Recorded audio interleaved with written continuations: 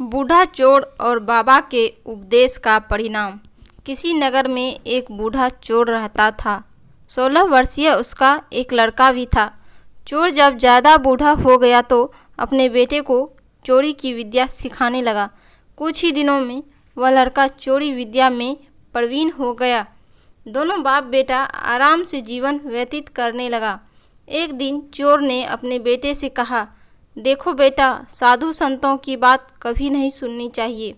अगर कहीं कोई महात्मा उपदेश देता हो तो अपने कानों में उंगली डालकर वहाँ से भाग जाना, समझे? हाँ बापू, समझ गया। एक दिन लड़के ने सोचा, क्यों न आज राजा के घर पर ही हाथ साफ कर दूँ। ऐसा सोच समझकर उधर ही चला पड़ा। थोड़ी दूर जाने के बाद उसने देखा कि रास्ते में बगल में कुछ लोग एकत्र होकर खड़े हैं। उसने एक आते हुए व्यक्ति से पूछा, उस स्थान पर इतने लोग क्यों एकत्र हुए हैं? उस आदमी ने उत्तर दिया, वहाँ एक महात्मा उपदेश दे रहे हैं। यह सुनकर उसका माथा ठनका। इसका उपदेश नहीं सुनूंगा, ऐसा सोचकर अपने कानों में उंगली डालकर वह वहाँ से भाग निकला। जैसे ही वह भीड़ के निकट पहुँचा, एक पत्थर से ठोकर लगी और वह गिर गया। उस समय महात्मा जी कह रहे थे, कभी झूठ नहीं बोलना चाहिए। जिसका नमक खाए उसका कभी बुरा नहीं सोचना चाहिए। ऐसा करने वाले को भगवान सदा सुखी बनाए रखते हैं। ये दो बातें उसके कान में पड़ी। वह झटपट उठा और कान बंद कर राज के महल की ओर चल दिया। वहाँ पहुंचकर जैसे ही अंदर जाना चाहा कि वैसे वहाँ बैठे पहरेदार ने टोका, अरे कहाँ जाते हो? तुम कौन हो? उसे महात्मा का उपदेश याद आया, झूठ नहीं बोलना चाहिए। चोर ने सोचा, आज सच ही बोलकर देखें। उसने उत्तर दिया, मैं चोर हूँ, चोरी करने जा रहा हूँ। अच्छा जाओ। उसने सोचा, राजमहल का नौकर होगा, मजाक कर रहा है। चोर सच बोलकर राजमहल में प्रवेश कर गया। एक कमरे में घुसा। वहाँ ढेर सारा पैसा तथा जेवर देख उसका मन खुशी से भर गया। एक थैले में सब धन भर लिया और दूसरे कमरे में घुसा। वहाँ रसोई घर था। अनेक प्रकार का भोजन वहाँ रखा था।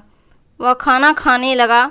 खाना खाने के बाद वह थैला उठाकर चलने लगा कि तभी फिर महात्मा का उपदेश याद आया, जिसका नमक खाओ उसका बुरा मत सोचो। उसने अपने मन में कहा, खाना खाया, उसमें नमक भी था, इसका बुरा नहीं सोचना चाहिए। इतना सोचकर थैला वहीं रखा, वह वापस चल पड़ा। पहरेदार ने फिर पूछा, क्या हुआ, चोरी क्यों नहीं की? देखिए, जिसका नमक खाया है उसका बुरा नहीं सोचना चाहिए। मैंने राजा का नमक खाया है, इसलिए चोरी का माल नहीं लाया, वहीं रसोई घर में छोड़ आया। इतना कहकर वह वहाँ से चल पड़ा। उधर रसोई ने शोर मचाया, पकड़ो पकड़ो, चोर भागा जा रहा है। पहरेदार ने चोर को पकड़कर दरबार में उपस्थित किया। राजा के पूछने पर उसने बताया कि एक महात्मा के द्वारा दिए गए उपदेश के मुताबिक मैंने पहरेदार के पूछने पर अपने को चोर बताया, क्योंकि मैं चोरी करने आया था। आपका धन चुराया, लेकिन आपका खाना भी खाया जिसमें नमक मिला था, इसलिए आपके प्रति बुरा व्यवहार नहीं किया और धन छोड़कर भागा।